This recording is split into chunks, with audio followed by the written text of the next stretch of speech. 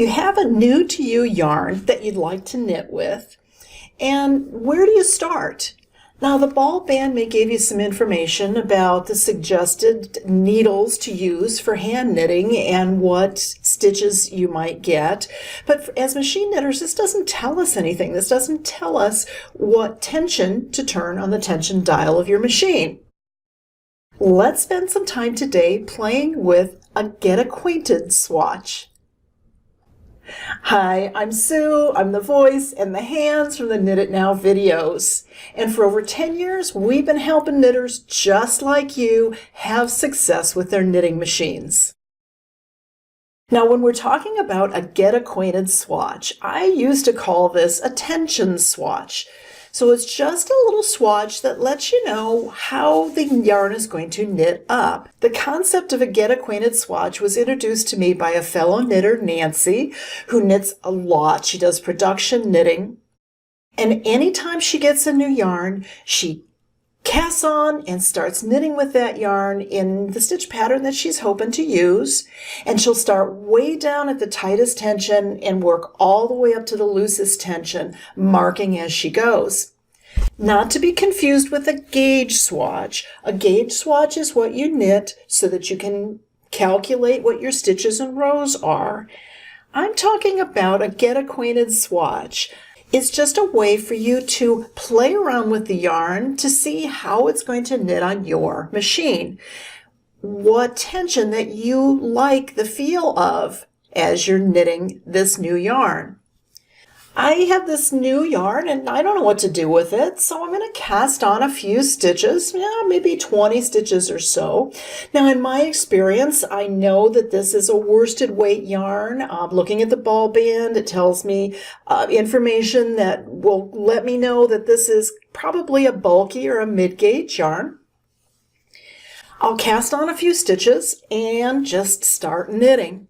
Now, also with some experience, I've learned that, this worsted weight yarn is going to knit somewhere in about the middle of my tension dial.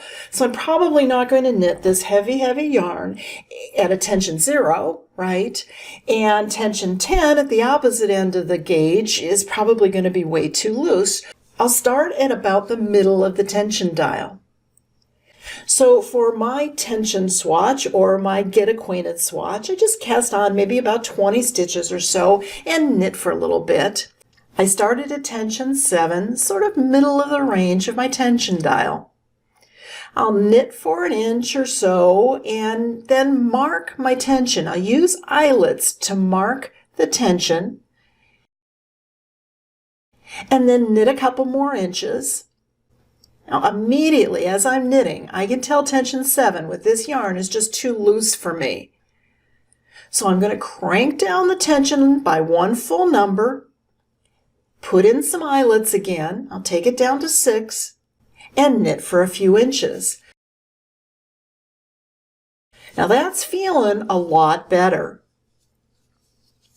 Just to be on the safe side, I'm going to crank it down 1 more tension to a 5. Again, marking with eyelets just so I have some space in between these areas. And I can tell as it's coming off the machine that this might be a little bit too tight. I'll just drop this swatch off the machine. Now again, I can just feel and get a feel for what I like. Now this is in stockinette. If I was knitting in a stitch pattern, I would do it in the stitch pattern as well. And honestly, with this yarn, if I was going to knit in tuck, I might knit at the tension 7. You just need to play. We're giving you permission to play with the yarn and play with your machine. Now, another thing that a tension swatch can do for you is show you what's happening with this yarn. Maybe the yarn will bias. Maybe the yarn isn't appropriate for the knitting machine. If you're worrying about the yarn bleeding or shrinking, it's good to play with this swatch and see what happens. If you throw this in the machine and it shrinks down, you'll have an idea of what tension to knit it at so that you maintain the feel that you like. Before I forget, Please click the little subscribe button below and follow Knit It Now here on YouTube. We publish a new video every week. No matter where you are on your machine knitting journey, we're here to help.